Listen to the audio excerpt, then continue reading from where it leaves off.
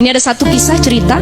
Ada seorang istri, ya ibu-ibu, dia punya suami, rumah tangganya alhamdulillah adem ayem. Pertengkarannya dikit lah, dikit saja pertengkarannya.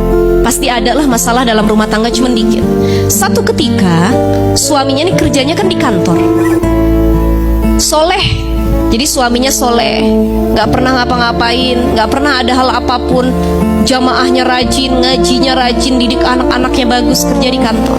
Gak pernah kegoda sama teman-teman kantornya. Ini hati-hati, karena perselingkuhan di kantor banyak. Banyak ya, dimanapun sebenarnya, di instansi apapun banyak.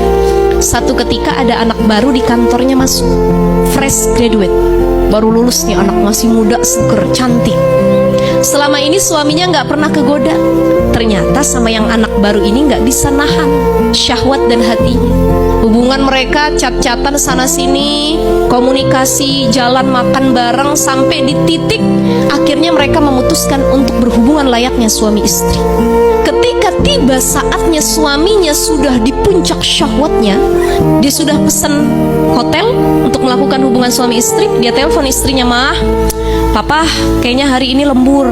Kan kalau orang kantor mah begitu alasannya, lembur, harusnya pulangnya jam 6 maghrib, jam 5 sore, kayaknya Papa pulang jam 12 malam ya.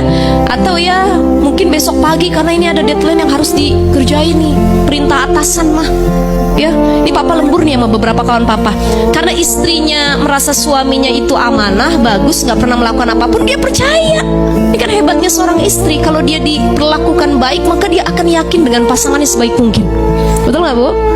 Dia gak punya suuzon apapun, dia husnuzon sama suaminya, diizinkan, gak ada perasaan apapun. Sampailah suaminya di tempat yang dimana dia akan memulai maksiat tersebut dengan pasangan kantornya. Sampai ke kamar hotel, perempuannya udah bersih-bersih, udah siap mau berperang gitu ya Bu ya.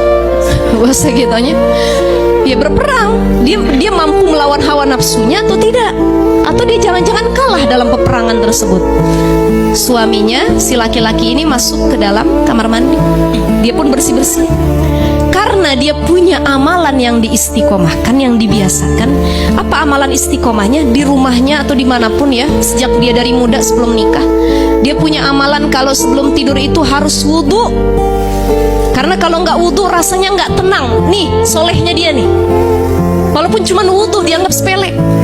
Dia wudhu, dia masuk ke kamar mandi itu, dia bilang sama perempuannya, "Bentar ya, saya bersih-bersih dulu." Nyampe kamar mandi, dia ambil air wudhu. Bismillahirrahmanirrahim. Nawaitul wudhu ali raf'il hadasil asghari lillahi ta'ala. Ketika dia sedang mengusap air ke mukanya, plus dia berniat wudhu tersebut, tiba-tiba dia merasa katanya air itu kayak nampar wajahnya.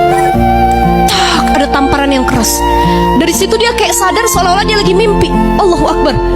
Ya Allah, di mana saya nih, kata dia. Itu lagi ada di kamar mandi hotel. Ya Allah, di mana dia? Dia cari handphonenya. Ya Allah, ini tengah malam kok saya belum pulang. Ya Allah, apa yang saya mau lakuin gitu ya. Dia keluar dari kamar mandi, dia ngeliat tuh perempuan udah siap. Ibarat bahasa kita, "Bang, udah bang," gitu ya, sudah siap melayaninya. Tapi karena amalan wudhu yang dia lakukan, seketika syahwat nafsunya hilang belas. Dia nggak punya lagi syahwat yang tadinya menggebu-gebu sama tuh perempuan.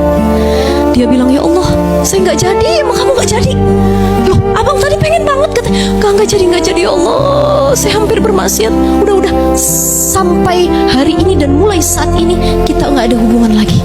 Pulang dia nangis, ingat istri sama anaknya. Nyampe rumahnya dia minta maaf, dia cerita sama istrinya, "Mah, ya Allah mah, Papa hampir maksiat. Sudah bayar hotel, sudah hampirlah dikit lagi, Insya Allah. Tapi di sini Allah selamatkan dengan amalan yang diistiqomahkan." Bu, Ibu, ini jadi pelajaran ibroh penting buat kita. Jangan sepele dengan amalan yang seringkali kita anggap kecil, tapi sering kita lakukan. Ibu-ibu tiap pagi sedekah, ya cuman 2.000, 1.000, tapi bisa jadi itu yang daf'ul bala, menolak bala dan bahaya. Harusnya kecelakaan, meninggal dan lain sebagainya, parah, kaki patah, tapi karena sedekah yang didawamkan, Allah tolak bala tersebut. Hati-hati, jangan sepele.